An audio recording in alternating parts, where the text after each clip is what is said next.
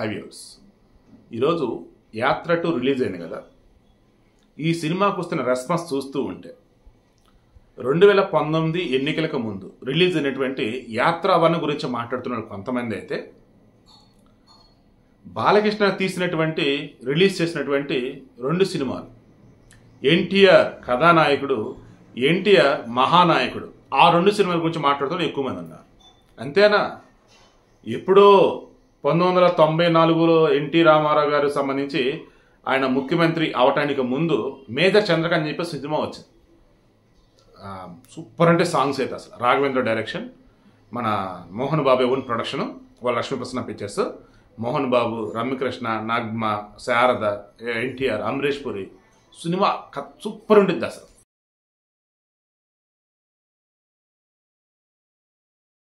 ఆ సినిమా కూడా మీరు గమనించినట్టయితే ఓ రకంగా అధికారం కోసమే అన్నట్టుగా ఆ సినిమాలో మన పెద్ద ఎన్టీఆర్ దేశం అసలు ఏం జరుగుతుంది ఏంటంటే ఆ సినిమాలో చూపిస్తాడు.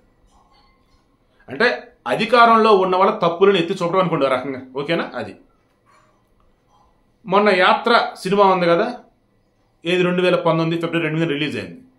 మహి వీరాగో డైరెక్షన్ అండ్ మన మమ్ముట్టి గారు వైఎస్ఆర్ క్యారెక్టర్, ఓకేనా? సినిమా సూపర్ ఉంటుంది, నో డౌట్. అసలు అందులో మీకు ఏం చూపించాడు చెప్పండి? యాత్రలో 2004 ఎన్నికలకు ముందు ఈ రాజశేఖర రెడ్డి అనే వ్యక్తి ప్రతిపక్ష నాయకుడి పాత్ర ఎలా పోషించాడు, ఆ తర్వాత వచ్చేసి ఒక కాంగ్రెస్ నాయకుడిగా పాదయాత్ర ఎందుకు చేశాడు, ఆ పాదయాత్ర చేసిన ప్రజల నుంచి వచ్చిన స్పందన ఏంటి, ప్రజల నుంచి బాధలు ఎలా చూస్తున్నాడు ఆయన, అండ్ ఈ మధ్యలో రాజకీయంగా వాళ్ళ పార్టీ వారికి సంబంధించవచ్చు, మానవత విలువలకు సంబంధించవచ్చు, ఎలా ఉన్నాడు ఏంటి మొత్తం అదే.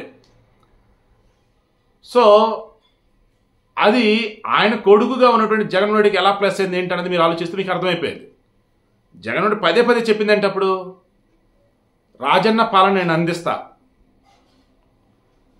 మీరు నా పరిపాలన చూసి నా తండ్రిని గుర్తు తెచ్చుకోవాలి, అంత బాగా నేను పరిపాలిస్తా అని ఈయన చెప్తున్నాడు ఆల్రెడీ. అదే మూమెంట్లో యాత్ర వచ్చింది. అప్పుడు జనాలంతా ఏమనుకున్నారు? జగన్మోహన్ రెడ్డినే ఆ సినిమాలో చూసుకున్నారు. ఇంకేముంది, ఈయన అధికారంలోకి వస్తే మనకు అంతా బాగుంటుంది అనుకున్నారు, గెలిపించేశారు. బట్ అదే మూమెంట్లో వచ్చినటువంటి బాలకృష్ణ యొక్క కథానాయకుడు, మహానాయకుడు 2 సినిమాలు కూడా నిజంగా బాగుంటాయి.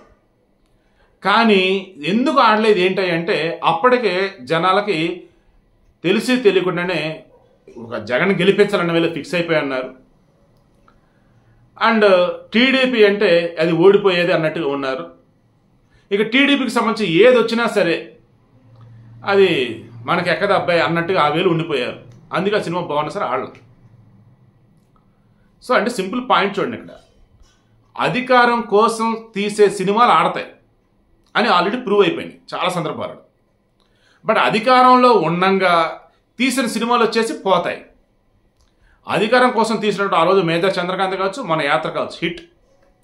అధికారంలో ఉండగా తీసిన సినిమాలు ఎన్టీఆర్ కథానాయకుడు పోయింది, ఎన్టీఆర్ మహానాయకుడు పోయింది. ఇప్పుడు యాత్ర 2 కూడా పోయినట్టే. మీరు అనొచ్చు యాత్ర 2 బాగుందండి అని. ఎస్ బాగుంది. ఎలా? సినిమాగా కలెక్షన్స్ రావు చూడండి. సినిమాకి ఓవరాల్ చూసుకుంటున్నప్పుడు 40 కోట్లు దాదాపు బడ్జెట్ అయిందట. సరే కష్టం మీద వచ్చేసి 30 కోట్లు దాదాపు బిజినెస్ జరిగిందట. బ్రేక్ ఈవెన్ రావాలంటే కనీసం 60 కోట్లు గ్రాస్ రావాలట. ఈరోజు చాలా చోట్ల వైసీపీలో టికెట్లు పంచుతున్నారు. అది ఉచితంగా పంచుతున్నారా లేదా టికెట్ కొని వాళ్ళే ఇస్తున్నారా అది కూడా తెలియటం. కొంతమంది ఉచితంగా అంటున్నారు, మరి కొంతమంది ఏమో ఈ మాత్రం దానికి ఇంక సినిమా ఎందుకు థియేటర్లో ఆడించడం, టీవీలో వేస్తే సరిపోయింది, అది ఓటీటీ ఇస్తే సరిపోయింది కదా అని చెప్పేసి అంటున్నారు. బట్ మహి వీరాగం ఏమంటున్నాడు? నెగిటివ్గా ప్రచారం చేసే వాళ్ళు ఉంటూనే ఉంటారు, బట్ అవన్నీ నాకొద్దు, నేను సినిమాలో ఎవరమని నేను నెగిటివ్గా చూపించలా, నేను సినిమాలో వైఎస్ రాజశేఖర రెడ్డి గురించి చెప్పాను, వైఎస్ రాజశేఖర రెడ్డి కొడుకుగా జగన్మోహన్ రెడ్డి ఎవరు ఏంటని నేను చూపించా. నేను ప్రతిపక్షాలను కానీ ఈ జగన్ ఫ్యామిలీ కూడా వేరే వాళ్ళని నేను ఎవరైనా నెగిటివ్గా చూపించలేదండి. ఏ సినిమాలు చూపించలేట. బట్ సోనియా గాంధీకి సంబంధించి ఓ రకంగా ఆమెను విలన పాత్ర అన్నట్టుగా చూపించాడు ఇండైరెక్ట్గా. ఎందుకంటే ఆమె ఈ జగన్మోహన్ రెడ్డికి సంబంధించి ఆనాడు కాంగ్రెస్ ఎమ్మెల్యేలు జగన్ ముఖ్యమంత్రిని చేయాలని చెప్పి సంతకాల సేకరణ చేస్తే ఆమె ఒప్పుకోలేదని, ఆ తర్వాత అతను రాజన్న బిడ్డగా ఓదార్పేత చేస్తామంటే అప్పుడు కూడా సోనియా గాంధీ ఒప్పుకోలేదని, ఇక ఆ తర్వాత నాకు వద్దు బాబు అని చెప్పేసి పార్టీ నుంచి బయటకు వచ్చి సొంత పార్టీ పెట్టుకుంటే ఆ తర్వాత కేసులు అని అవన్నీ లోపలేస్తే ఇక్కడే అసలు పాయింట్ మర్చిపోయారు వీళ్ళు. షర్మిల టాపిక్ ఎక్కడ సినిమాలో చూపించరు. నిజంగా జగన్మోహన్ రెడ్డి అనే వ్యక్తి ఈరోజు ముఖ్యమంత్రి అయ్యాడంటే షర్మిల కారణం అవునా కాదు? వైసీపీలో కీలకమైనటువంటి నాయకులు ఎంతమంది వేరే పార్టీ నుంచి వచ్చి జాయిన్ అయ్యారంటే షర్మిల కీలకం అవునా కాదా?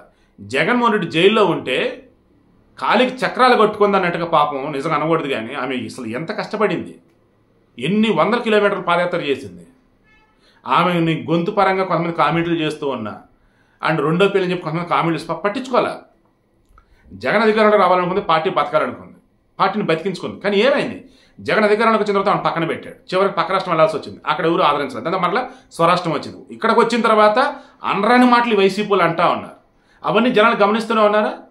ఇటువంటి మూట్లు ఈ సినిమా వచ్చింది. దాంతో జనాలు ఏంటి, డబ్బా కొట్టుకున్నట్టు ఉంది, కానీ ఈ సినిమా ఏమన్నా ఉందా? రోజు చూసేదే కదా, రోజు వినేదే కదా. ఆ సాక్షి ఛానల్ అయితే, ఆ సాక్షి పేపర్ అయితే, ఇదిగో యాత్ర 2 అదే, ఈ వైసీపీలో రోజు చేసే భజన అదే, ఇంకేమైనా సినిమా అని చెప్పేసి అంటున్నారు. సినిమాలో ఏం చెప్పాడు, కొత్తగా ఏం చెప్పలా, ఉన్న వాటిల్లోనే బెస్ట్ తీసుకున్నాడు. ఇప్పుడు క్లాసులో 10 మంది ఉన్నారు, 10 మందిలో 2 అల్లరి చేస్తారు, కానీ 2 చదువుతారు. అల్లరి చేసే పక్కన పెట్టి ఓన్లీ చదివే అంశాలు తీసుకొని సినిమా తీస్తే ఆబ్వియస్లీ వీళ్ళు చదువుకున్నాడు గొప్ప అన్నట్టు ఫీలింగ్. మరి అల్లరి చేసేదంతా ఏమైంది ఏంటంటే నేను తీసుకోవాలి. యాత్ర సినిమా కూడా అంతే, ఎన్నో లోటుపాట్లు ఉంటాయి.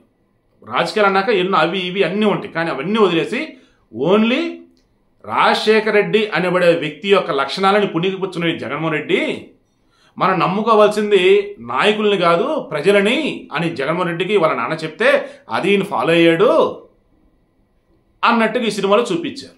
సరే, జనాలనే నమ్మాడు, నాయకులు కాదు అనుకుందాం. జనాలకి ఏం చేశాడు ఈయన?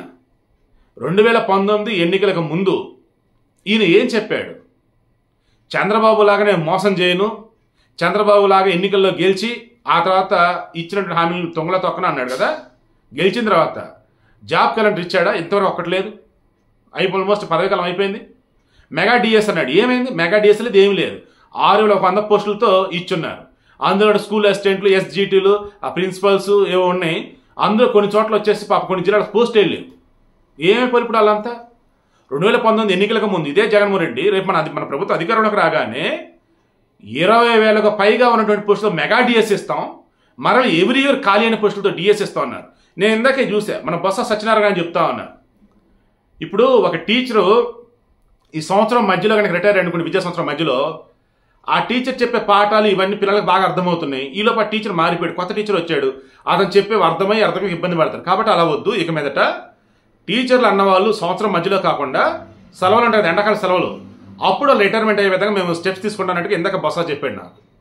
సో ఇలా చెప్పుకుంటూ పోతే వీళ్ళ నిర్ణయాలు ఏంటో, వీళ్ళ అడుగులు ఏంటో అర్థం కాక నిరుద్యోగులు ఆ పోలర్ రివర్స్ రన్నింగ్ వద్దు బాబు అన్న సరే దాని వెళ్ళేసి దాన్ని కంప్లీట్ చేయకుండా అలా అధ్వానంగా రోడ్లు, ఇలా చెప్పుకుంటూ పోతే sand mafia, land mafia, liquor mafia అడుగునా కూడా అసలు అన్న విధంగా ఘోరాత కూడా కనిపిస్తూనే ఉంది. సో ఇవన్నీ చూసిన జనాలు ఇక ఈ జగన్ని నమ్ముతారా? ఈ సినిమా ఎవరైనా కనుక చూసి వచ్చి సినిమా బాగుందంటే ఏం బాగుంది చెప్పురా అంటే ఆయన చెప్తూ ఉంటే ఆపు, అలా చెప్పే కదా ఎన్నికల్లో గెలిచాడు, ఏం చేసాడు ఇప్పుడు కనిపించలేదని అంటే తలెక్కడ పెట్టుకుంటా మధ్యలో చెప్పే అతను కూడా. సో సైలెంట్గా ఉంటాడు చూసినాడు కూడా. సో సినిమా నిజంగా ఇప్పుడు వచ్చిన సినిమా 2019 ఎన్నికల ముందు వచ్చినట్టు ఖచ్చితంగా బంపర్ హిట్ అయ్యేది. బట్ ఇప్పుడు రావడంతో ఏమైంది, అంతా తెలిసిందే అండ్ భాగవతం ఆల్రెడీ బయటపడింది, మళ్ళీ మీరు కొత్తగా చెప్పేది ఏమైనా భజన చేసేది ఏమైనా చాలు బాబు అని చెప్పేసి అంటున్నారు. సో కన్క్లూజన్, అధికారం కోసం తీసే సినిమాలు ఆడతాయి తప్ప అధికారంలో ఉన్నప్పుడు తీసే సినిమాలు భజన చేసినట్టు ఉంటాయి తప్ప వేరేది కాదన్న విషయం మరలా యాత్ర 2 ప్రూవ్ చేసింది.